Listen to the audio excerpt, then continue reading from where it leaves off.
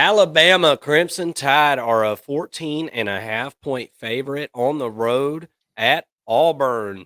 Over under set at 48.5. This one is more commonly known as the Iron Bowl. That's a This good game, name. That's a that, solid name. that's a very solid name, and definitely resonates with me as somebody who grew up in the South. Um, this game comes on at 3:30. It's going to be on the Big Eye in the Sky, CBS game of the week for the SEC showdowns. Um, we would be remiss if we didn't talk about what happened to the Auburn Tigers last week, because I think that actually does kind of weigh into this game a bit. Um, have the Auburn Tigers thrown in the towel? They got to 6 wins and then just totally laid an egg out there for everybody to see. Got beat by New Mexico State 31-10. Auburn paid New Mexico State $1.8 million to come whoop that ass. Um, a very, very embarrassing situation there. So, where does that leave us? Who's got the motivation in this game?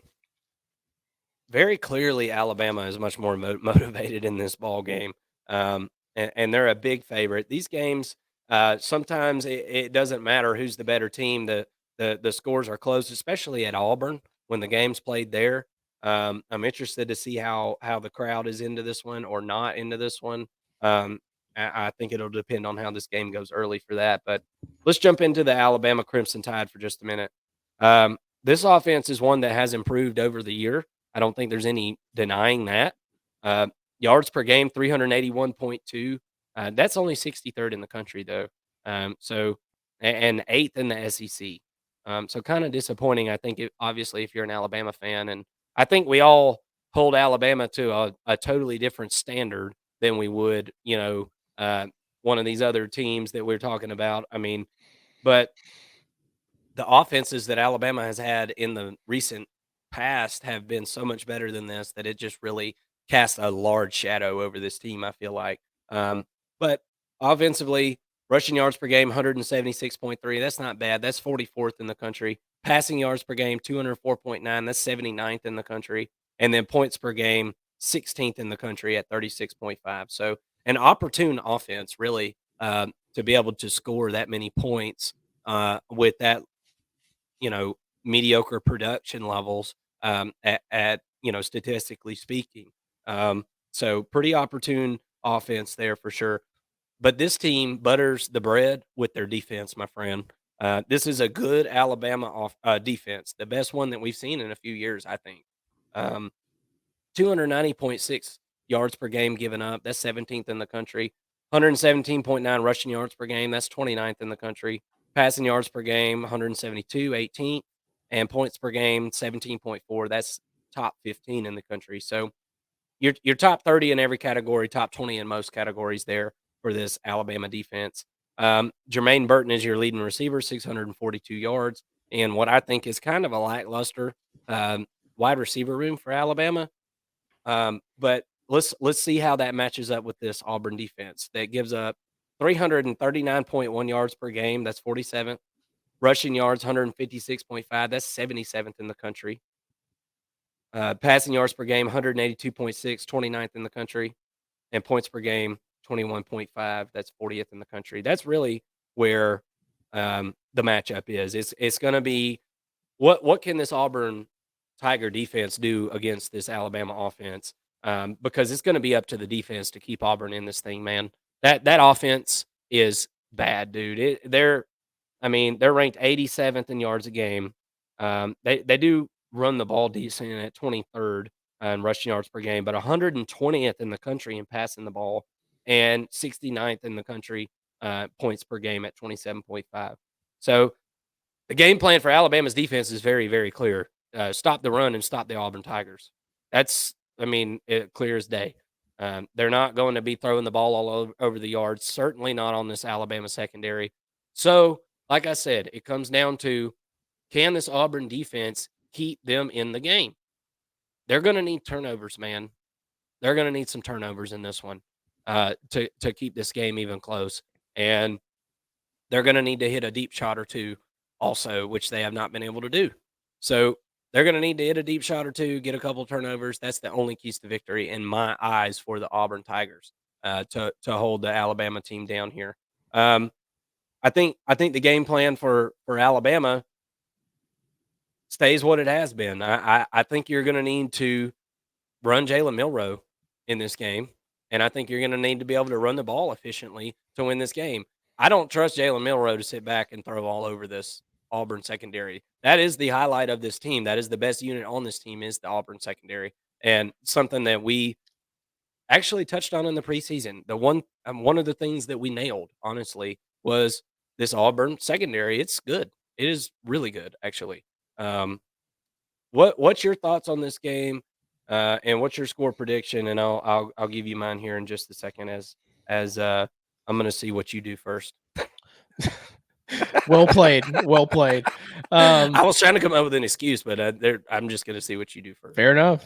Fair enough. Hey, so I'm going to start where you started, right? And I'm going to go back to last week with New Mexico State. I think that it's pretty safe to say that Auburn and Hugh Freeze got caught with their hand in the cookie jar, right? I think they were looking ahead. You know, this is his first Iron Bowl. That they are bowl eligible, right? And I'm not saying that they lost the game on purpose or anything like that, but they are bowl eligible. So I think that they thought that they'd be able to just beat New Mexico State with their guys versus New Mexico State's guys. But this is Freeze's first Iron Bowl. He's still looking for that marquee win, I think. I don't think it was Arkansas, although that was a pretty great performance as a 2-point underdog to win 48-10. But I don't think that that's his big marquee win that he's looking for. And certainly if he were to beat Nick Saban at Alabama, which is really the reason he was brought into Auburn, right? That would be a marquee win. So you better believe that Hugh Freeze is going to pull out more tricks out of his hat than David freaking Blaine. Like he better have some stuff ready, after that performance. Like That read option, bro. yeah. I mean, have something. I better I have a feeling we're about to see like a flea flicker, double reverse, halfback pass to Peyton Thorne, like first play of the game. Like something crazy. And if we don't see some version of that, I have questions, right? Because you don't give up the New Mexico State game to not be competitive in the Iron Bowl. So don't let really what I'm saying is don't let the New Mexico State game and that $1.8 million be in vain, right? All right, so now the big question I have for this game is, could Alabama now be the ones overlooking the Tigers in preparing for Georgia in the SEC championship game? I think that Auburn is hoping so, right? As they are going to need all the help they can get. But Alabama is playing like a playoff team right now. In the last 3 SEC games, they have won by an average margin of over 18 points. And that was against teams that I would have ahead of Auburn right now, so, and especially you see what they did against Kentucky, which was the worst of the bunch. I still would have Kentucky ahead of Auburn right now. They're pretty similar, but I might give Kentucky the slight edge there. So what can Auburn do to win this game? Well, it's going to take a lot to start. I think that they will need to be at least +2 in the turnover margin, which is something you mentioned. But Auburn, statistically, they're averaging exactly 1.5 turnovers per game. They are above average nationally in sacks. So can they affect Milroe and get him off balance enough to force some turnovers? We've seen the struggles that this offensive line has had against a good pass rush.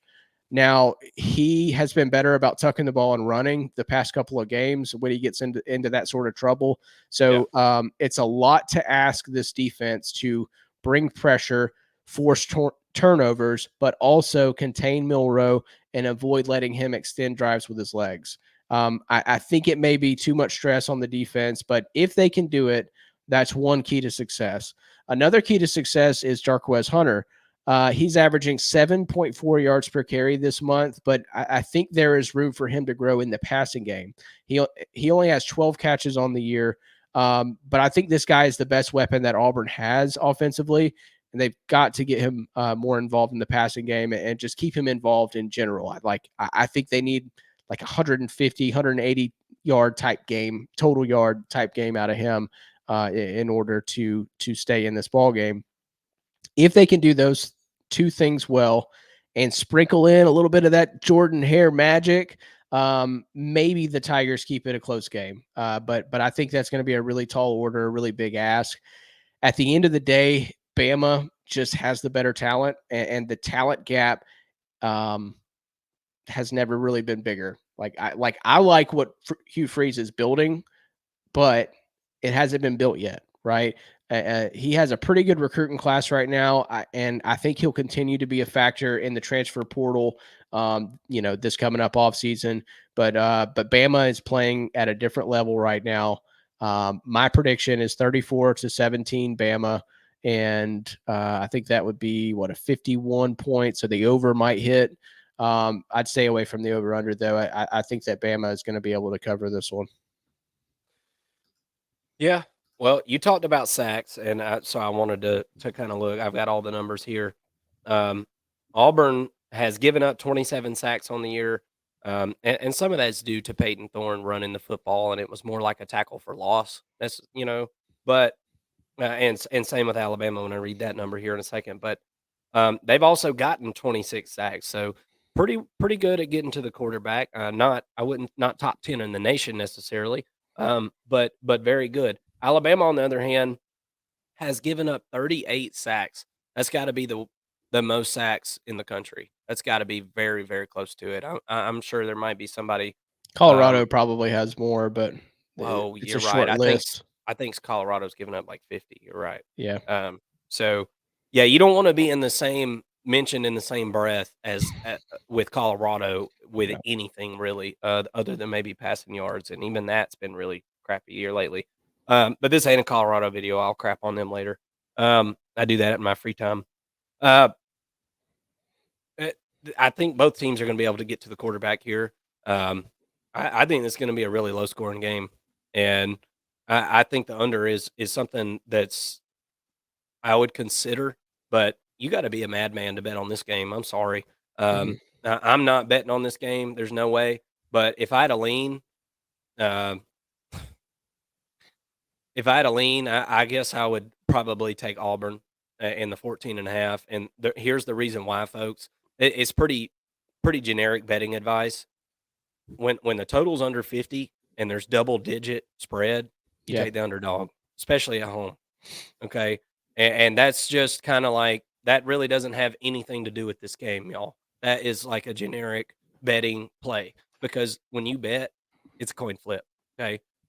All you Auburn and Alabama fans, thank you so much for watching. Hit the subscribe button. Okay. We want to be able to talk college football with you. And Alabama, you win this game and you're going to Atlanta already. Your season's just getting started, and we'd love to have you through the postseason because we're going to have some really cool content. I've got some good ideas that we can do for that time, and it's going to be a lot of fun. And that SEC championship game is going to be one to remember. I've got a feeling. So thank you all so much for tuning in, and don't forget to hit the like button as well. Thanks.